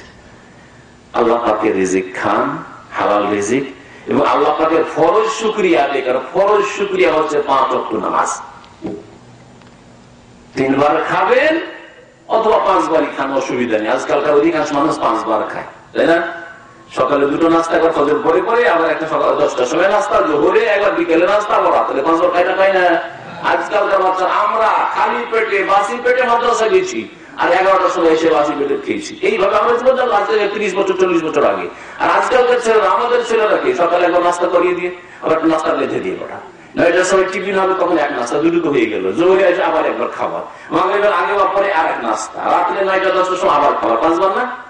5 বার আল্লাহ রিজিক খাচ্ছেন আপনি, আপনার ছেলে মেয়ে, আর 5 বার নামাজ পড়ে আপনি ফরজ শুকরিয়া আদায় করবেন না? আশ্চর্য কথা।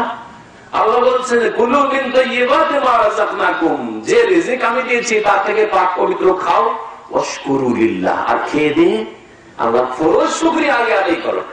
নামাজ পড়েন না আর খেয়ে দিয়ে আলহামদুলিল্লাহ, এই শুকরিয়া আল্লাহ কবুল করবেন না। না শুকরগুজার আপনি অকৃতজ্ঞ,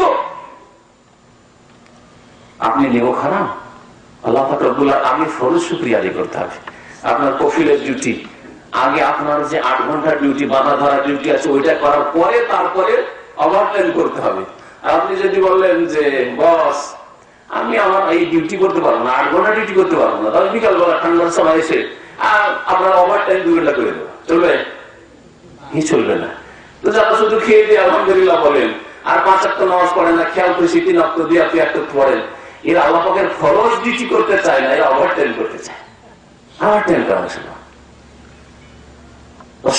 আল্লাহ পাকের শুকরিয়া আদায় করো। ইন কুনতুম ইয়াহু তা'বুদুন, যদি সত্যিকার অর্থে আল্লাহ পাকের তোমরা বান্দা হও, আল্লাহ পাকের ইবাদত গুজার হও, তাহলে তোমরা হালাল খেয়ে দিয়ে আল্লাহ পাকের শুকরিয়া আদায় করো। তাহলে বুঝা গেল যে নামাজ পড়ার আগে হালাল খেতে হবে, হারাম খেয়ে দিয়ে বলবি করবে না। হালাল খাও, হালাল পড়ো, হালাল পান করো, হালাল ছেলে মেয়েদেরকে খাওয়াও, পাক পবিত্র খাওয়াও। আর আল্লাহ পাকের ফরজ শুকরিয়া আদায় হচ্ছে 5 ওয়াক্ত নামাজ দৈনিক। আল্লাহ পাকের ফরজ শুকরিয়া হচ্ছে রমজান মাসের রোজা।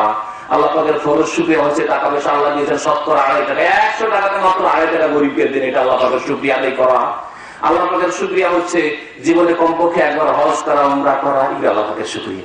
আল্লাহ পাকের শুকরিয়া হচ্ছে যে আল্লাহ পাক যখন আপনাকে দিয়েছেন তো আপনি বাপ মায়ের সেবা করেন, আপনি যা খাচ্ছেন, আপনার পরিবার ছেলে মেয়েকে যা খাওয়াচ্ছে তার চাইতে ভালো বাপ মাকে খাওয়ান। কারণ বাপ মা যদি আপনাকে মানুষ করে এইরকম শক্তিশালী বড় না করে দিত, বিদেশে আপনি আসার ক্ষমতা রাখতেন না। যখন 6 মাস 1 বছরের ছিলেন, 3 মাসের ছিলেন, তখন আপনার গলা টিপার দরকার ছিল না। শীতকালে পৌষ মাঘ মাসে বিছানার নিচে মাটিতে মেঝেতে যদি আধা ঘন্টা ফেলে রেখে দিত তো আপনার বারাতটা মিটে যেত, সেখানে শেষ হয়ে যেতেন। কখনো আমরা চিন্তা করি না এইভাবে, কখনো এভাবে চিন্তা করি না। স্ত্রীর কথা শুনি, শ্বশুর শাশুড়ির কথা শুনি, ওরা কানে কানে যা বলে সেই পরামর্শ শুনি, কিন্তু বাপ মায়ের কদর করি না। আল্লাহ পাকের এগুলি হচ্ছে শুকরিয়া আদায় করা। যেই ব্যক্তি বাপ মায়ের খেদমত করলো সে আল্লাহ পাকের শুকরিয়া আদায় করলো। যেই ব্যক্তি 5 ওয়াক্ত নামাজ পড়লো সে আল্লাহ পাকের শুকরিয়া আদায় করলো। এগুলো হচ্ছে ফরজ শুকরিয়া। তারপরে সুন্নাত মুস্তাহাব শুকরিয়া আদায় হচ্ছে যে সুন্নাত মুস্তাহাব কাজগুলিতে অংশ নেন, আল্লাহ পাকের রিজিক খেয়ে দিয়ে আলহামদুলিল্লাহ পড়েন, আর মাঝে মধ্যে চলতে ফিরতে উঠতে বসতে আল্লাহ পাকের জিকির আজকার করেন, আর মাঝে মাঝে আপনি আল্লাহকে অনুভূতি নিজের মধ্যে সৃষ্টি করেন যে সব আল্লাহর দান। আল্লাহ যদি আজকে আমাকে সুস্থ না রাখতেন, আমার এক বন্ধু, আমার এক সাথী হাসপাতালে আছে, আমি যদি সেটা হইতাম, আমার এক বন্ধু ইন্তেকাল করেছে, হার্ট অ্যাটাক হয়ে মারা গেছে, আর তার ছেলে মেয়েরা ছোট সব নাবালক হয়ে আছে, সবই বিধবা এতিম হয়ে গেছে, তার স্ত্রী বিধবা হয়ে গেছে, ছেলে মেয়ের এতিম হয়ে গেছে, যদি এটা যদি আমার সাথে হইতো, সুবহানাল্লাহ। অন্তর থেকে এই অনুভূতি নিয়ে আল্লাহ পাকের শুকরিয়া আদায় করেন। এগুলো হচ্ছে সুন্নত মুস্তাহাব শুকরিয়া আদায়, কিন্তু তার আগে ফরজ শুকরিয়া আদায় করতে হবে। সম্মানিত ভাইরা, হালাল রিজিক যদি না খান তাহলে দোয়া কবুল হয় না। এই সম্পর্কে হাদিসটি বলছিলাম, একটি আয়াত বললাম, আর একটি এই আয়াতে মুমিনদেরকে সম্বোধন করা হয়েছে, আইয়ুহাল্লাযীনা আমানু, হে মুমিনরা, কুলু মিন তাইয়্যিবাতি মা রাযাকনাকুম, পাক পবিত্র যে রিজিক আমি দিয়েছি তা তোমরা খাও। আল্লাহ পাকের শুকরিয়া আদায় করো। রাসূলগণকে আল্লাহ কি বলে সূরা নাহলে, ইয়া আইয়ুহার রাসূলু কুলু মিনাত তাইয়্যিবাতি ওয়া আমালু সালিহা। খাস করে আল্লাহ পাক সমস্ত রাসূলকে, আদম আলাইহিস সালাম থেকে শুরু করে নূহ আলাইহিস সালাম, মুসা আলাইহিস সালাম, ঈসা আলাইহিস সালাম, ইব্রাহিম, ইসহাক, ইয়াকুব, ইউসুফ, মুসা, ঈসা, মুহাম্মদ সাল্লাল্লাহু আলাইহি ওয়াসাল্লাম, সমস্ত আম্বিয়া রাসূলগণকে আল্লাহ পাক আদেশ দিয়েছেন যুগে যুগে, ইয়া আইয়ুহার রাসূলু, হে রাসূলরা, কুলু মিনাত তাইয়্যিবাতি, তোমরা পাক পবিত্র খেও, কুলু মিনাত তাইয়্যিবাতি ওয়া আমালু সালিহা, আর তারপরে ভালো আমল করিও। তাহলে বোঝা গেল যে তাদেরকে এই হুকুম ছিল ভালো ভালো কাজ করবে আর ভালো কথা বলবে মানুষকে। আর তোমরা যদি হালাল তাইয়্যিবাত পাক পবিত্র না খাও তাহলে তোমাদের এই কথা দিয়ে দাওয়াত দিয়ে কাজ হবে না। এই জন্য আপনি যদি আপনার স্ত্রীকে পর্দা করতে বলেন, আপনার স্ত্রীকে বলেন যে তুমি অপর পুরুষের সাথে কথা কেন বলো, হাসি মুখে কেন ওর সাথে কথা বলো, বা ওকে দেখে হাসো কেন, অপর পুরুষের দিকে তাকাও কেন, মিষ্টি মিষ্টি ভালো ভালো উপদেশ দিচ্ছেন, আমি কি তোমার জন্য যথেষ্ট নই, এসব কথা যদি বলেন আর তাদেরকে যদি হালাল না খাওয়ান তাহলে কখনো চরিত্র গঠন হবে না, চরিত্রহীন তারা হয়ে যাবে।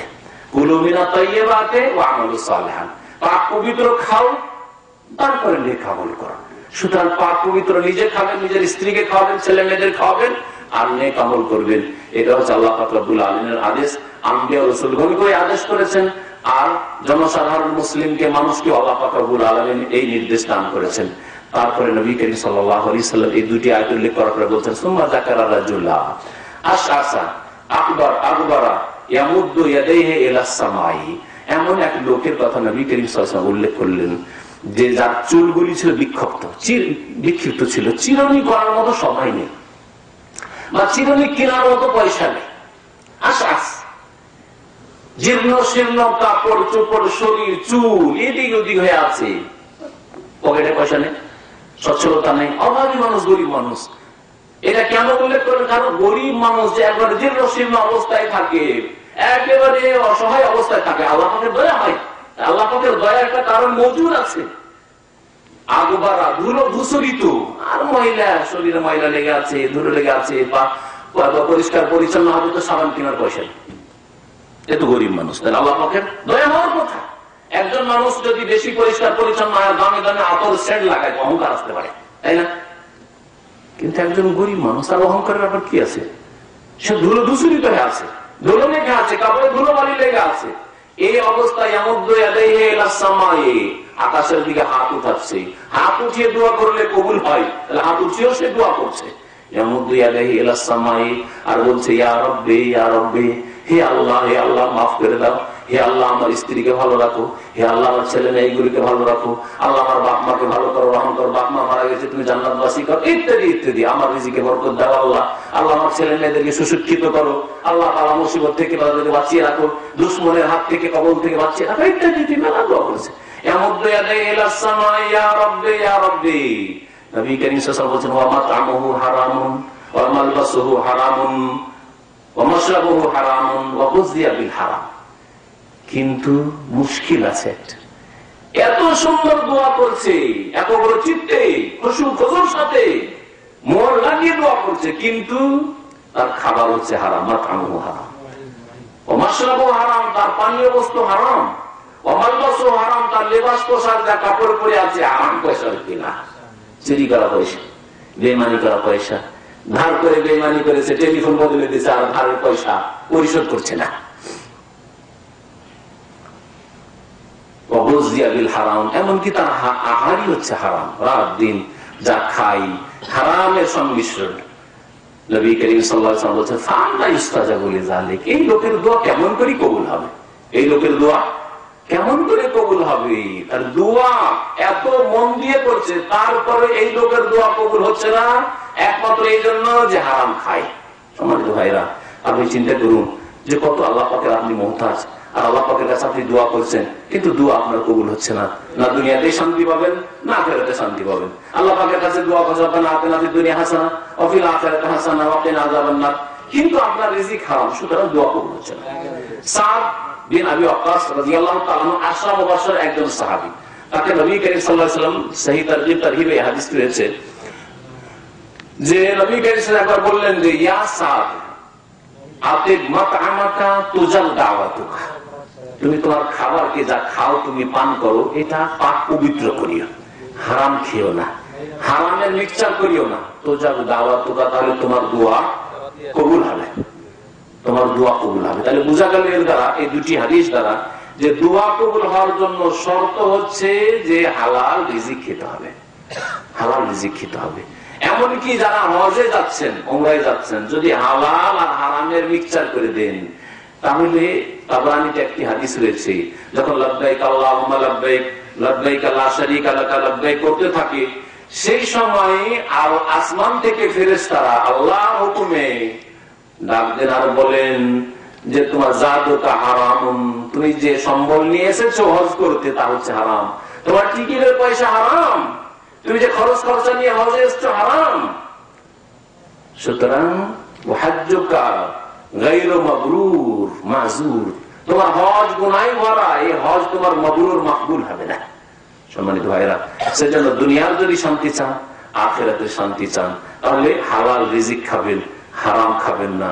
যে কোনো রকমের হারাম হোক না কেন, স্থায়ী হারাম, যেমন উদাহরণ দিলাম বিড়ি সিগারেট। অনেক ভাইরা আছে নামাজ 5 ওয়াক্ত পড়েন আর আল্লাহ পাকের কাছে খুব দোয়া করেন, কিন্তু বিড়ি খাওয়া ছাড়তে পারছেন না, সিগারেট খাওয়া ছাড়তে পারছেন না, জর্দা খাওয়া ছাড়তে পারছেন না, আপনার দোয়া কবুল হবে না। আপনি একটু আল্লাহকে ভয় করুন, আর আপনি আপনার ভবিষ্যৎটা চিন্তা করুন যে আপনি নিজের কত ক্ষতি করছেন। ওই রকমের যারা চুরি করে, বেঈমানি করে, আত্মসাৎ করে, টাকা পয়সা ধার নিয়ে মেরে নিলেন, আর বিভিন্ন ভাবে আপনি হারাম অবৈধ উপার্জন করছেন। অনেকে ব্লু ফিল্মের সিডি বিক্রি করে, হারাম রিজিক। আজকাল একটা জুয়া চলছে সৌদি আরবে, জুয়ার নাম কি বলতে পারেন? এদিকে আছে কিনা জানি না। থাই লটারি, হ্যাঁ থাইল্যান্ডি লটারি, জুয়া, জুয়া হারাম। আল্লাহ পাক কোরআনে কারীমে ইরশাদ করেছে, ইন্নামাল খামরু ওয়াল মাইসিরু ওয়াল আনসাবু ওয়াল আজলামু রিজসুম মিন আমালিশ শাইতান। খামর মানে মদ, আর মাইসির মানে হচ্ছে জুয়া। তার সাথে আল্লাহ পাক আরো কয়েকটি জিনিস উল্লেখ করার পর বলছেন যে এগুলি হচ্ছে নাপাক, এই কাজগুলি নাপাক, এই উপার্জনগুলি, জুয়ার উপার্জন হচ্ছে নাপাক, মদের ব্যবসা করে ইনকাম করা নাপাক, মিন আমালিশ শায়তান, এগুলো শয়তানের কর্ম, শয়তানের কাজ। ফাজতানিবু, সুতরাং হে মুসলিম তোমরা বেঁচে থাকো, লাআল্লাকুম তুফলিহুন, তাহলে এতে তোমাদের জন্য সার্বিক কল্যাণ রয়েছে। আল্লাহ পাক রব্বুল আলামিন যেন আমাদের হালাল রিজিকে বরকত দান করেন, হারাম রিজিক থেকে নিজেকে বাঁচিয়ে রাখার তৌফিক দান করেন, হারাম রিজিক থেকে নিজের ছেলে মেয়েদেরকে, স্ত্রী পরিবার পরিজন বাপ মাকে বাঁচিয়ে রাখার জন্য তৌফিক দান করেন। আর একটি কথা শেষখানে বলে দিয়ে শেষ করছি, যে হারাম রিজিক যদি আপনি খান, আপনার ছেলে মেয়েকে খাওয়ান, আপনার স্ত্রীকে খাওয়ান, আপনার বাপ মাকে খাওয়ান, কাল কিয়ামতে সবকিছু তো উন্মোচিত হয়ে যাবে, তাই না? কাল কিয়ামতে যখন হাসরের মাঠে পৌঁছিবেন, তখন আপনার বাপ মা দেখতে পাবে যে আমার পোলা হারাম খাইয়েছে আমাকে, বুড়ো বয়সে আমার রুজি রোজগার ছিল না, আর এ তো আমাকে হারাম খাইয়েছে ইনকাম করে। আপনার ছেলে মেয়েরা সবাই দেখতে পাবে আর বাপ মা তো আমাদেরকে লালন পালন মানুষ করেছে হারাম খাইয়ে। যখন এগুলি জেনে নেবে, তখন কাল কিয়ামতে আপনার বিরুদ্ধে তার আল্লাহর সামনে কেস ফাইল করবে যে আল্লাহ বই আমার বাপ জালেমের বিচার করো, হারাম খেয়েছে আমাদেরকেও হারাম খাওয়াইছে এর বিচার করো। তখন কি করবেন আপনি? যারা হারাম উপার্জন করে, মানুষের হক নষ্ট করে, নবী করিম সাল্লাল্লাহু আলাইহি সাল্লামের সহিহ বুখারীর হাদিস রয়েছে, মুসলিমের হাদিস রয়েছে যে সেই ব্যক্তি সবচেয়ে বেশি গরীব আখিরাতে কিয়ামতের মাঠে। সেই ব্যক্তির নাম হচ্ছে সর্বহারা। সর্বহারা মানে যার বাড়িও নেই, টাকা পয়সাও নেই, আর বাসস্থান নেই, কিছুই নেই, যার কাছে ব্যবসা বাণিজ্য রুজি রোজগার চাকরি কিছু নেই। নবী করিম সাল্লাল্লাহু আলাইহি সাল্লাম একবার বলেন, আতাদরুনা মানিল মুফলিস, তোমরা কি জানো যে সর্বহারা কে? মুফলিস, মুফলিস মানে যার কাছে ফুলুস নেই। ফুলুস মানে বুঝলেন না? ফুলুস মানে কি? ফুলুস মানে পয়সা আছে, ফুলুস মানে পয়সা, মাগি ফুলুস মানে পয়সা নেই। হ্যাঁ, তো ফুলুস মানে পয়সা, আর মুফলিস মানে যার কাছে পয়সা নেই, পয়সাহীন মানুষ, হ্যাঁ পয়সা শূন্য মানুষ। আতাদরুনা মানিল মুফলিস, তোমরা কি জানো যে সর্বহারা কে? যার কাছে কিছুই নেই। তখন সাহাবীরা বললেন, ইয়া রাসূলুল্লাহ, আল মুফলিসু ফিনা মান লা দিরহাম ওয়ালা মাতা। সর্বহারা ওই ব্যক্তি, একেবারে শোচনীয় অবস্থা, অসহায় আর্থিক দিক থেকে ওই ব্যক্তি যার কাছে না টাকা আছে, না কড়ি আছে, না বাড়ি আছে, না মাল সামান আছে। মান লা দিরহাম ওয়ালা মাতা। নবী করিম সাল্লাল্লাহু আলাইহি ওয়াসাল্লাম বলেন, ইন্নাল মুফলিসা মিন উম্মতি মান ইয়াতি ইয়াওমাল কিয়ামাতি বিসসালাতিন ওয়া সিয়ামিন ওয়া যাকাতিন ওয়া ইয়াতি কাদ সাতামা হাযা ওয়া আকালা মালা হাযা ওয়া দারাবা হাযা ওয়া সাফাকা দামা হাযা। নবী করিম সাল্লাল্লাহু আলাইহি ওয়াসাল্লাম বললেন যে কিয়ামতের মাঠে ওই ব্যক্তি সর্বহারা, ও হচ্ছে আসল গরীব, ওই হচ্ছে আসল অসহায়। যেই ব্যক্তি কিয়ামতের মাঠে আসবে কি অবস্থায়? কাউকে গাল দিয়েছে, কাউকে মেরেছে, মারধর করেছে, আর কারো বেইমানি করেছে, যে কোনো বেইমানি, টাকা পয়সা নিয়ে বেইমানি, জমি বেইমানি, বাড়ি প্লট বেইমানি, ধাক্কার নিয়ে উধাও হয়ে গেল, বিভিন্ন রকম ভাবে চুরি করেছে ক্যাশ থেকে, অন্যায় ভাবে ধন সম্পদ আয় উপার্জন করেছে। এরকম বিভিন্ন মানুষের হক নষ্ট করে কিয়ামতের মাঠে হাজির হয়েছে, কিন্তু পাক্কা নামাজি। অনেক নামাজ নিয়ে আসবে, রোজা নিয়ে আসবে, যাকাত নিয়ে আসবে, হজ নিয়ে আসবে। সৌদি আরবে হজও করেছে আর হারামও খেয়েছে, নামাজও করেছে আর হারামও খেয়েছে। কিয়ামতের দিন কি দিয়ে পেমেন্ট করবেন? হ্যাঁ, টাকা থাকবে, কি দিয়ে পরিশোধ করবেন? যার টাকা আপনি ধার নিয়ে দেননি, শুনে রাখেন ভালো করে, যার টাকা পয়সা বেইমানি করেছেন, হ্যাঁ, যার জমি বেইমানি করেছেন, যার আইন চেপেছেন, জমি বেইমানি করে খেয়েছেন, যার শহরের মস্তান দিয়ে জমি দখল করে খেয়েছেন, কিয়ামতের দিনে পেমেন্ট করতে হবে। নেকি দিয়ে পরিশোধ, নেকি দিয়ে পেমেন্ট, নেকি দিয়ে পেমেন্ট, নেকি শেষ। এই করতে করতে নেকি শেষ হয়ে যাবে। ফাইন ফানিয়াত হাসানাত ক্বাবলা আন ইউকদামা আলাইহি, তার যতগুলি দাবি দাওয়া ছিল সব দাবি দাওয়া পূরণ করতে করতে নেকি শেষ, আর নেকি নেই, পাহাড়ের মতো নেকি নেই, সব শেষ হয়ে গেছে। শেষখানে নবী করিম সাল্লাল্লাহু আলাইহি ওয়াসাল্লাম বলছেন যে এক লোক আসবে বা একাধিক লোক আসবে, এসে বলে, আল্লাহ এই লোক আমার উপর জুলুম করেছে, আমার টাকা মেরে খেয়েছে, আমার টাকা ধার নিয়ে দেশে পালিয়ে গেছে। আর ওর ডিস্ট্রিক্টও জানতাম না, ওর গ্রামও জানতাম না, ওর টেলিফোন খোঁজ খবর ছিল না, টাকা পয়সা দেয়নি, আল্লাহ বেঈমানি করেছে। আল্লাহ বলবেন দেখো এর নেকি আছে কিনা, নেকি নিয়ে যাও তুমি। নেকি নেই, সব শেষ হয়ে গেছে। নবী করিম সাল্লাল্লাহু আলাইহি ওয়াসাল্লাম বললেন তার গুনাহগুলি না হবে, ফাইন ফানিয়াত হাসানাতু ক্বাবলা আন ইউকদামা আলাইহি উখিযা মিন খাতায়াহুম, ওই লোক যেই লোকের টাকা বেঈমানি করা হয়েছিল ওর গুনাহগুলি নিয়ে ফাতুরিহাত আলী এর কাঁধে চাপিয়ে দেওয়া হবে। কাঁধে চাপিয়ে, নিজের তো গুনাহ ছিল আর অপরের গুনাহ নিয়ে সুম্মা তুরিহা ফিন্নার, তারপরে ওই ব্যক্তি যে পাহাড়ের মতো নেকি সব নিয়ে এসেছিল, অন্য লোকে দিতে দিতে নেকিও শেষ আর অন্যের গুনাহ নিয়ে ফাতুরিহা ফিন্নার, জাহান্নামে ফেলে দেওয়া হবে। এই অবস্থা যেন আপনার না হয়, এই অবস্থা যেন আমার না হয়। আল্লাহ পাক আমাকে সংশোধন করার তৌফিক দান করেন। আল্লাহ পাক আপনাদের সকলকে সংশোধন করার তৌফিক দান করেন। আল্লাহ পাক আপনার আপনজন আত্মীয় স্বজনদেরকে সংশোধন করার তৌফিক দান করেন। আল্লাহ পাক আমাদের প্রত্যেক মুসলিম ভাই বোনদেরকে সংশোধন করার তৌফিক দান করেন। আল্লাহ পাক আমাদের হালাল রিজিকে যেন বরকত দান করেন, হারাম রিজিক থেকে আল্লাহ যেন আমাদের বাঁচিয়ে রাখেন। আল্লাহ পাক আমাদেরকে হালাল রিজিক অল্প হলেও তাতে সন্তুষ্ট হওয়ার তৌফিক যেন দান করেন। আল্লাহ পাক আমাদের গুনাহ খাতা যেন মাফ করে দেন। আল্লাহ পাক আমাদের সকলকে যেন জান্নাতুল ফিরদৌস দান করেন। আল্লাহ পাক রব্বুল আলামিন আমাদের এই মজলিসকে যেন কবুল করে নেন। আল্লাহ পাক আমাদেরকে নবী করিম সাল্লাল্লাহু আলাইহি ওয়াসাল্লামের শাফাআত যেন দান করেন, নবী করিম সাল্লাল্লাহু আলাইহি ওয়াসাল্লামের হাউজে কাউসার থেকে পানি যেন দান করেন। আল্লাহ পাক রব্বুল আলামিন আমাদের দুনিয়া এবং আখিরাতে সুখী করেন। আমাদের পরিবার পরিজন আত্মীয় স্বজনদেরকে আল্লাহ পাক যেন বালা মুসিবত থেকে বাঁচিয়ে রাখেন। আমিন। সুবহান রাব্বিকা রব্বিল ইজ্জাতি আম্মা ইয়াসিফুন ওয়া সালামুন আলাল মুরসালিন ওয়ালহামদুলিল্লাহি রাব্বিল আলামিন।